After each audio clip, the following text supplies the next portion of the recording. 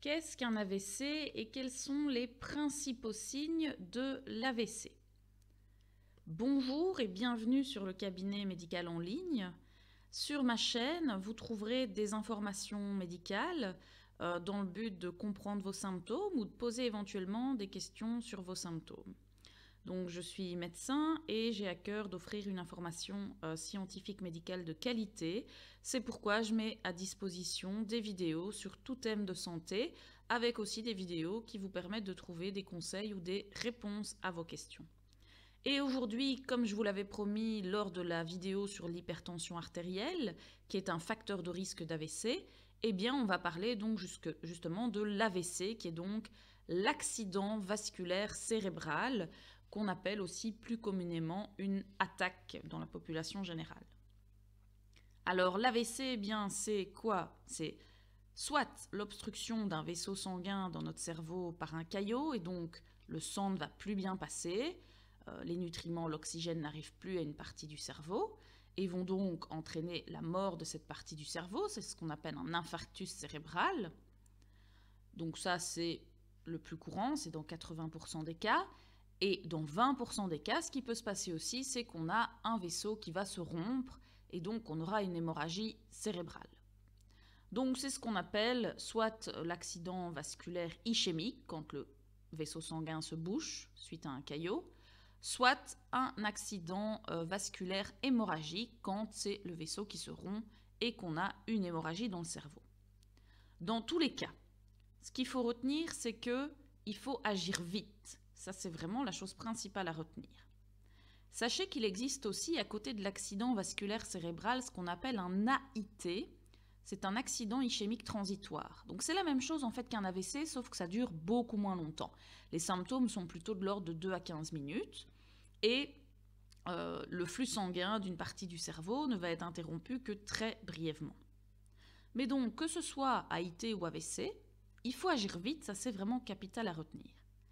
Alors, si vous avez par exemple un de vos proches, votre grand-mère, votre grand-père, votre père, votre mère, quelqu'un de votre famille qui a peut-être des facteurs de risque d'AVC, par exemple quelqu'un qui a de l'hypertension artérielle, qui fume, eh bien, il est plus à risque de faire un AVC. Si vous voyez ces signes chez votre proche ou chez vous-même, il faut intervenir en urgence. Alors, un des premiers signes, c'est au niveau du visage.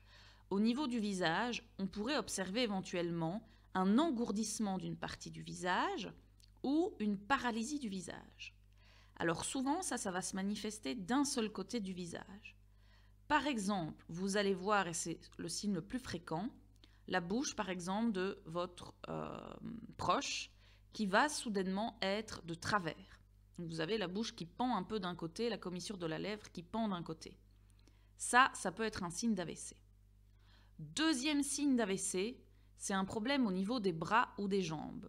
C'est-à-dire que la personne va avoir du mal à mobiliser un bras ou une jambe, ou les deux bras. Donc vous allez demander à la personne de lever les deux bras en même temps et vérifier si les deux bras vont s'élever à la même vitesse.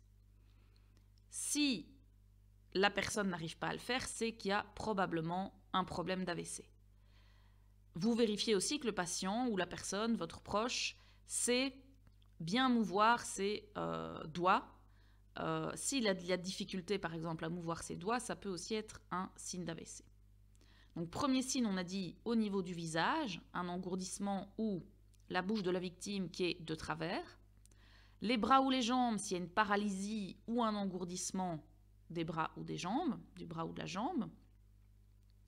Au niveau de la parole, on peut avoir des problèmes de langage, et ça figure parmi les principaux signes d'AVC. Les symptômes les plus fréquents d'un AVC, ça va être des troubles de la parole.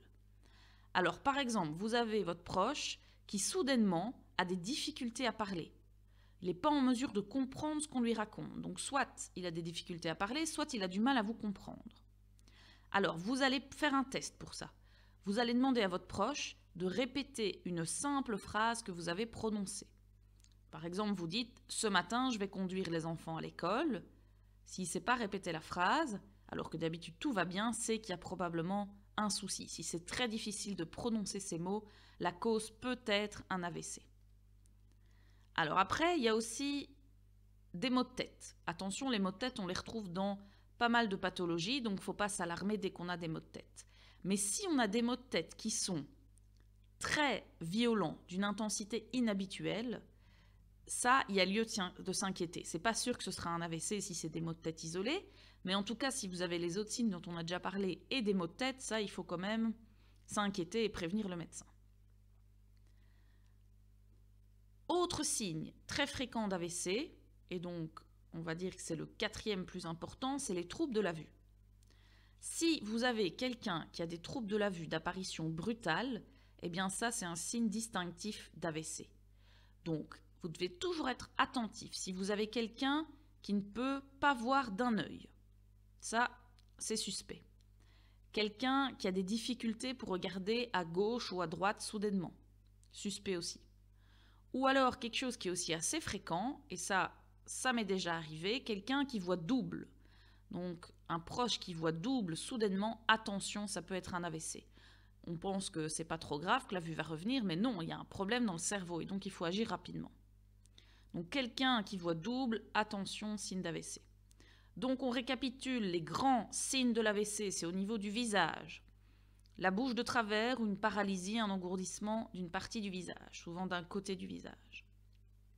Le bras ou la jambe qui ne bouge plus. Paralysie ou engourdissement du bras ou de la jambe. Au niveau de la parole, des troubles de la parole, difficulté à répéter une phrase, difficulté à comprendre une phrase. Des maux de tête très violents et inhabituels. Et puis des troubles de la vue comme une vision double ou ne pas bien voir d'un œil ou ne plus savoir regarder à gauche ou à droite. Alors, il y a un facteur qui est très important, c'est la notion de temps. Donc si vous avez un proche qui fait ça, notez précisément l'heure du début des symptômes. Et la seule chose à faire, c'est d'appeler le 112 pour faire venir une ambulance d'urgence pour limiter les conséquences de l'AVC. Parce que sachez que dans l'AVC, chaque minute compte. Au plus on perd de temps, au plus il y a de risques que le patient ait des conséquences graves, comme paralysie, troubles moteurs, troubles de la parole, et qui doivent mettre des mois et des mois en rééducation pour essayer de retrouver ses fonctions. Donc vraiment, on essaye d'aller vite. Donc si vous avez ces signes chez un de vos proches, n'hésitez pas à appeler le 112. Là, il vaut vraiment mieux prévenir que guérir.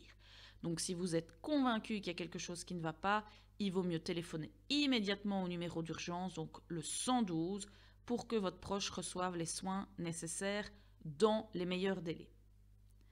Alors, si cette vidéo vous a plu, n'hésitez pas à vous abonner à ma chaîne. Donc, je vous rappelle, c'est le cabinet médical en ligne. Donc le but, en fait, moi je suis médecin, donc le but c'est de vous prodiguer des conseils sur les pathologies, mais n'hésitez pas aussi à mettre en commentaire si vous avez des questions sur vos symptômes, si vous avez des doutes, et j'y répondrai volontiers.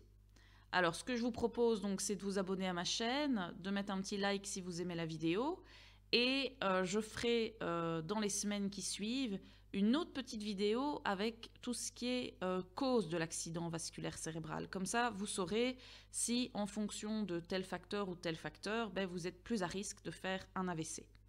On avait déjà parlé d'hypertension artérielle et on parlera notamment du problème du tabac, qui est aussi un très très gros facteur dans les risques de faire un AVC. Voilà, donc je vous dis à très bientôt pour une petite vidéo.